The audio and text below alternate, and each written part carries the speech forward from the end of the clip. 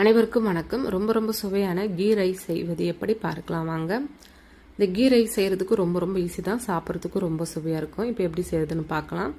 பாத்திரம் நல்லா சூடான பிறகு ஒரு 3 ஸ்பூன் அளவுக்கு நெய் ஊற்றிக்கிட்டேன். தேவையான அளவுக்கு எண்ணெய் ஊற்றிக்கிறேன். எண்ணெய் வந்து கோல்டு வினர் தான் யூஸ் பண்ணியிருக்கேன். இப்போ எண்ணெய் நல்லா சூடாகி வந்த பிறகு தேவையான அளவுக்கு பிரியாணி மசாலாவை சேர்த்துக்கிறேன். காரத்துக்கு ஏற்ற மாதிரி 3 பச்சை மிளகாய், ஒரு கைப்பிடி அளவுக்கு முந்திரி பருப்பை சேர்த்துக்கிறேன். ஒரு 2 நிமிஷம் நல்லா வதக்கி விட்டுடணும். இதெல்லாம் நல்லா வதங்கி வரணும்.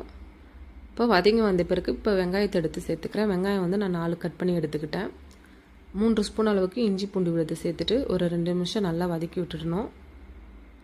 நல்லா வதங்கி வந்த பிறகு இப்போ தக்காளி எடுத்து சேர்த்துக்கிறேன். தக்காளி வந்து நான் 3 எடுத்துக்கிட்டேன். தக்காளியை சேர்த்துட்டு ஒரு ஸ்பூன் அளவுக்கு உப்பு சேர்த்துக்கிறேன்.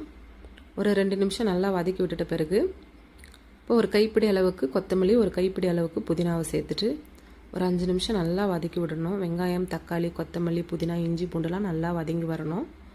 நல்லா வதங்கி வந்த பிறகு இப்போ பிரியாணி அரிசி எடுத்து சேர்த்துக்கிறேன். நான் 1/2 கிலோ எடுத்துக்கிட்டேங்க பிரியாணி அரிசி. இப்போ அரிசியை சேர்த்துட்டு ஒரு 3 நிமிஷம் நல்லா கலந்து விடணும். தண்ணி ஊற்றாமல் நல்லா கலந்து விட்டுடணும். இப்போது ஒரு 3 சொம்பு அளவுக்கு தண்ணி ஊற்றிக்கிறேன். நான் வந்து 1/2 கிலோ அரிசி எடுத்துக்கிட்டேன். அதுக்கேற்ற மாதிரி 3 சொம்பு தண்ணி ஊற்றிக்கிட்டேன். தண்ணி வந்து கம்மியாகவும் ஆகக்கூடாது, அதிகமாகவும் ஆகக்கூடாது.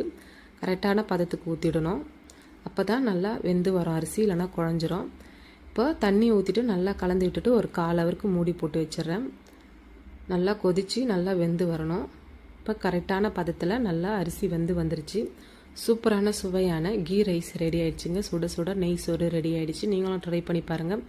சூடாக சாப்பிடும்போது ரொம்ப சுவையாக இருக்குங்க. இது செய்கிறதுக்கும் ஈஸி தான். பிடிச்சிருந்தால் சப்ஸ்கிரைப் பண்ணுங்கள், லைக் பண்ணுங்கள். Thank you, follow me.